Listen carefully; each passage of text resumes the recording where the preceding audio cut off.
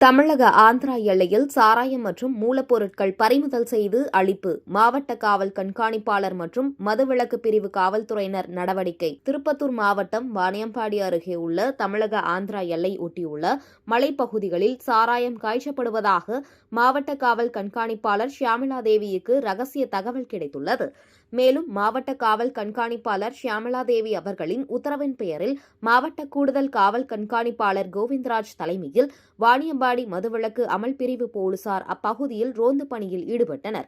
அப்போது கொரிப்பள்ளம் என்ற இடத்தில் கள்ளசாராயம் காய்ச்சுவதற்காக 3500 லிட்டர் கள்ளசாராயம் ஊறல், 113 கள்ளசாராயம் மற்றும் கள்ளசாராயம் காய்ச்சுவதற்காக பயன்படுத்தப்பட்ட மூலப்பொருட்கள் ஆகியவற்றை கண்டறிந்து அங்கேயே ஊற்றி அளித்தனர். மேலும் இது தொடர்பாக ஆந்திரா மாநில சிந்தூர் பகுதியைச் சேர்ந்த ராஜசேகர் 43 என்பவரை கைது செய்து விசாரணை மேற்கொண்டு வருகின்றனர்.